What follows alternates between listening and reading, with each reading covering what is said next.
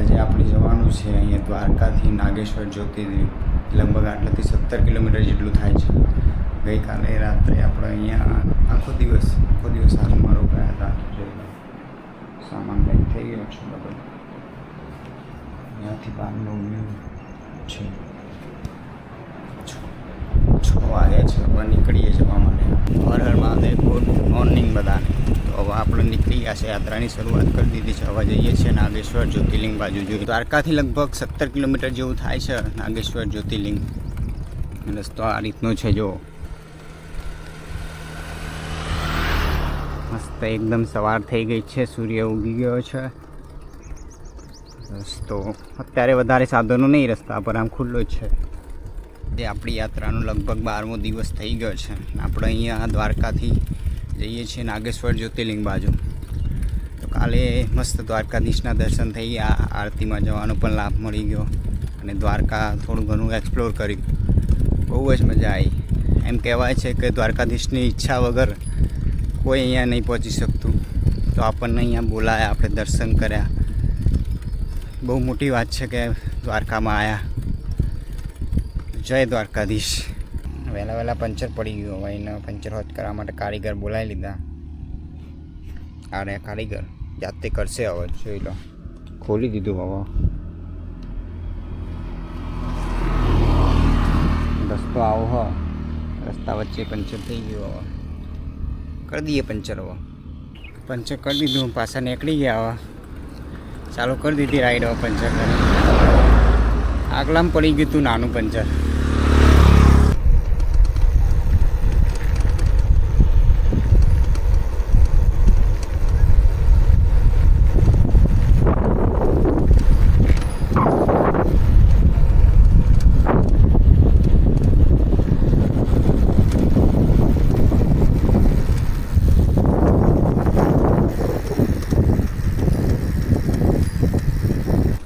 થોડો સારો રસ્તો આવ્યો, પછી તો ખાડા ખડિયા જ આવવા માંડ્યા. ધીમે ધીમે સાયકલ જાય છે. તો નાગેશ્વર લગભગ 3.5 કિલોમીટર જેવું બાકી છે. પણ રસ્તો બહુ જ ખરાબ છે. જોઈ લો રસ્તાની હાલત. થોડી જ વારમાં પહોંચી જઈશું આપણે બીજા જ્યોતિર્લિંગ, એટલે આમ બીજા અને આમ 10મા, એટલે નાગેશ્વર જ્યોતિર્લિંગ દેખાવા માંડી છે મંદિર.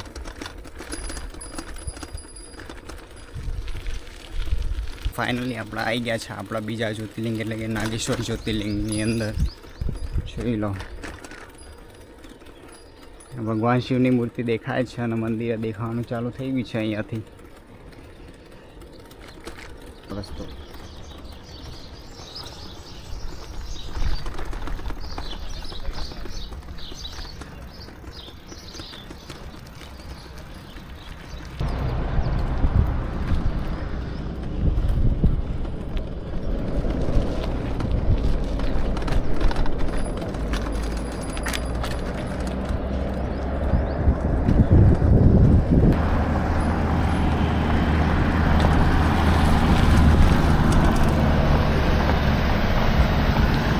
આવી ગયા છે આપણા બીજા જ્યોતિર્લિંગ, એટલે કે નાગેશ્વર જ્યોતિર્લિંગની અંદર.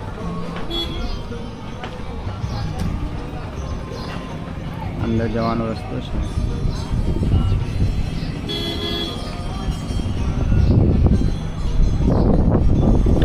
અને આ બાજુ છે મહાદેવની મૂર્તિ. જઈએ હવે અંદર જઈને દર્શન કરીએ. આપણે આવી ગયા છે નાગેશ્વર જ્યોતિર્લિંગની અંદર, જે લગભગ બીજું જ્યોતિર્લિંગ છે આપણું. અને આમ કહેવાય તો આમ 10મું જ્યોતિર્લિંગ છે.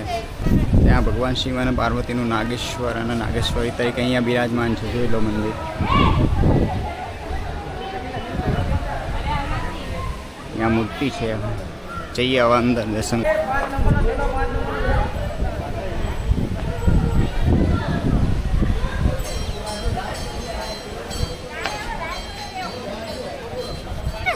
બસ આ શું બ્લોક કયો લાવો તો આઈડી કઈ છે?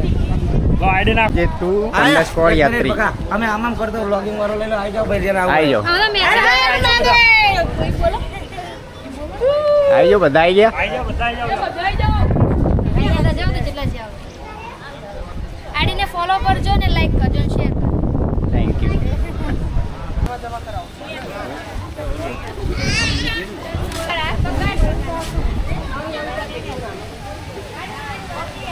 અહીંયા દર્શન કરવા આવવાના અહીંયા લાઈનમાં લાગી ગયા છે, જોઈ લો.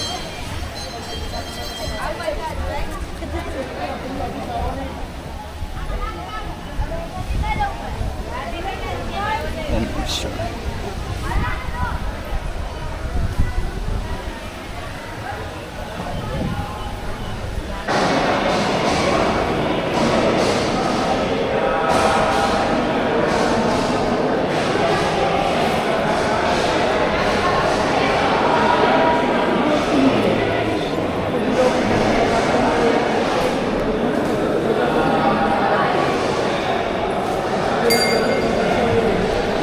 તો આપણે આવી ગયા છે નાગેશ્વર જ્યોતિર્લિંગની અંદર. અહીંયા ફોટોગ્રાફી અલાઉડ છે, તો હું તમને દર્શન કરાવું નાગેશ્વર જ્યોતિર્લિંગના, જોઈ લો.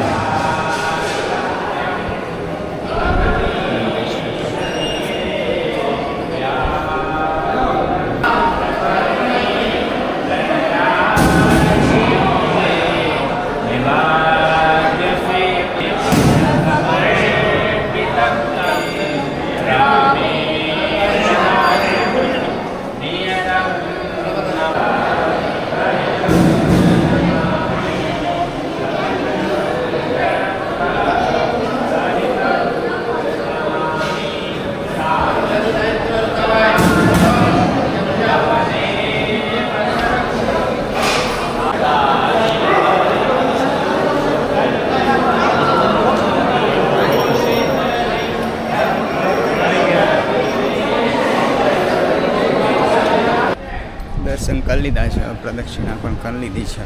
હવે જઈએ પેલી બાજુ. આ પાછળનો વ્યૂ છે કંઈ.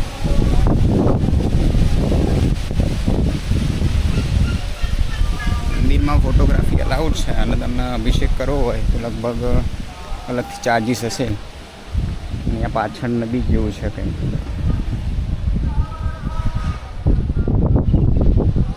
તળાવ લાગે છે, પાછળ તળાવ લાગે છે.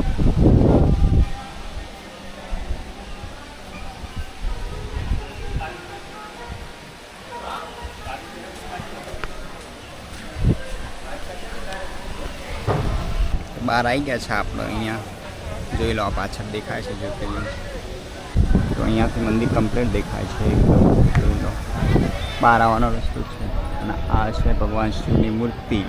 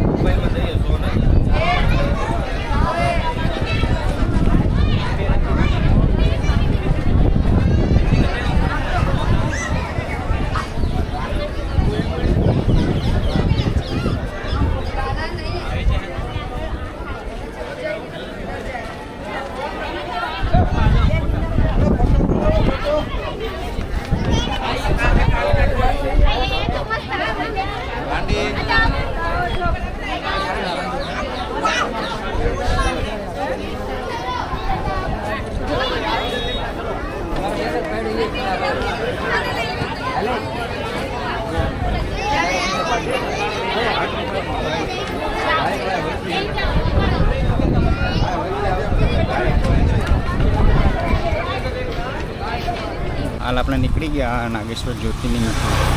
આગળ જઈએ, ક્યાંક જઈને જમવાનું કરશું. લગભગ 10 સાડા 10 ક્યાં તો 11 વાગ્યા સુધી રાઈડ કરવાની આપણે સાયકલિંગ. વધારે ગરમીના લીધે વધારે કરવી નહીં આજે. સવાર વહેલા સ્ટાર્ટ કરી દઈશું હવેથી, કારણ કે 8 વાગ્યાથી જ ગરમી પડવાની ચાલુ થઈ જાય છે. અહીંયાથી નીકળશું આપણે યમનોત્રી જવા માટે. ત્યાં જવા માટે અત્યારે આજે જઈશું આપણે. લગભગ 4 કલાક કરીને ગામ છે, ત્યાં થઈ આગળનો રસ્તો પકડશું. આગળનો રસ્તો કયો છે, ક્યાં થઈને જવાનું, એ બધું જાણવું હોય તો બ્લોગમાં બના રહેજો. આગળ ધીમે નાગેશ્વરથી નીકળી ગયા. આ રોડ જુઓ તમે, ખાલી ખમ છે એકદમ.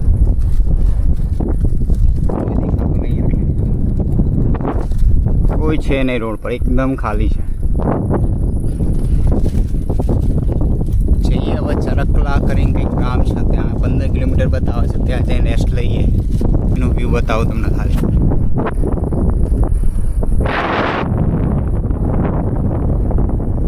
પાણી ભરેલું છે.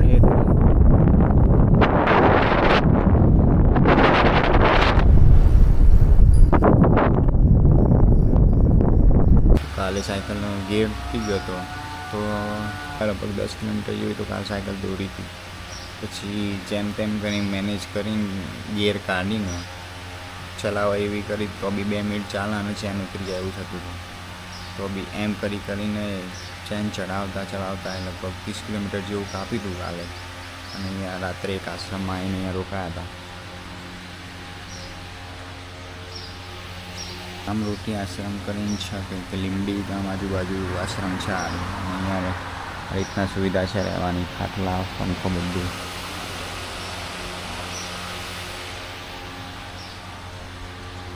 તો હર હર મહાદેવ, ગુડ મોર્નિંગ. તો કાલે રાત્રે આપણા આશ્રમમાં રોકાયા હતા, જોઈ લો.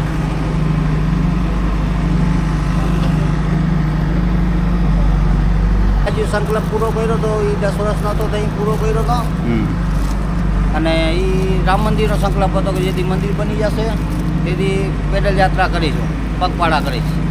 અને પછી જે ઓપરેશન સિંદૂરનો કર્યો હતો એ બીજો સાયકલ યાત્રા, એ દ્વારકા આપણે જામનગરથી અયોધ્યા રામભૂમિ અને રામભૂમિથી દ્વારકાધીશ દેવભૂમિ દ્વારકા. અને હવેનો જે મારો પગપાળા છે એ અહીંથી દ્વારકાધીશથી રામભૂમિ અયોધ્યાથી જામનગર જન કલ્યાણ માટે થઈને. બરાબર. આ બીજો સંકલ્પ છે મારો. જય શ્રી રામ. બહાર કાઢી દીધી છે. જો આ આશ્રમની અંદર આપણે રોકાયા હતા, શ્રી રામ રોટી આશ્રમ જુવાનપુરની અંદર આવેલું છે આશ્રમ. એના ઓનર છે, એકદમ મસ્ત માણસ હતા. એ પોતે જમવાનું બધાને પીરસે છે, પોતે બધાની સેવા કરે છે. અત્યારે હતા નહીં, લગભગ નક્તર બતાવત અંદર ગયા હતા અને આપણે નીકળવાનું હતું. બહુ ચેન ઉતરી ગયેલી છે. હવે ચડાવીને જવા દઈએ આપણે, જ્યાં સુધી જાય ત્યાં સુધી વોચ કરાવવી પડશે આજે. અત્યારે તો બ્લોક બનશે નહીં, કારણ કે હાથ ખરાબ થઈ જશે. એટલે ચેન ચડાવતા આગળ જઈને બનાવીએ સાયકલ હોચ કરાવીને. જવાનું હવે બ્લોગિંગ કરવાનું ચાલુ કર્યું છે. સવારની સાયકલ એમને એમ ચેન ચડાવીને ચલાવી છે. હાલ અહીંયા ખંભાળિયામાં લાવી અને બતાવ્યું, ત્યાં બી એનું જે આગળનો ગેર હતો એ તો હતો જ નહીં. એટલે જેમ તેમ કરી એક ગેર ઉપર ચાલે જામનગર જઈને બતાવીશું. જો હોય તો બીજો ગેર આગળનું બટન ખાઈ દઈશું. ખંભાળિયાની અંદર જ સાયકલ લગભગ ચાલે એવી કરાવી દીધી હતી, ટેમ્પરરી આમ 60-70 કિલોમીટર ચાલે એવી. તો આગળ જામનગર જઈને એને પ્રોપર ઠીક કરાવીશું, એના ગેર નંખાવીશું.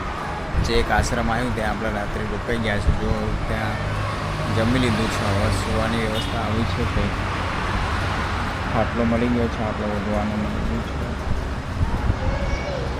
અચ્છા, એ આશ્રમ સામાન અહીંયા મૂકી દીધો છે.